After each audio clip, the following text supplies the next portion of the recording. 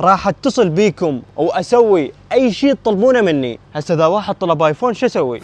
اول شيء نلزم التليفون ونختار شخص من تعليقات اخر فيديو طلع ويانا هذا، وشوفوا هناك كاتب الو السلام عليكم. شلونك حبيبي؟ اخبارك؟ طبعا انا من متابعينك ومحبين المحتوى كلش. لعد ما دام هيجي شنو الشيء اللي تطلبه مني اسوي لك اياه. تسلم رحم الله والديك، بس اريد اشوف فنك. لعد جايك وين انت؟ وبما انه طلب يشوفني راح اسوي سلسله كل يوم اشوف بها متابع لمده 100 يوم، او اذا ما وصلت مليون متابع بهاي ال 100 يوم احذف كل حساباتي. راح تستمر هاي السلسله حسب دعمكم الها. وصلنا هسه الفلكة سلمان باق. يا اخي تعبتني.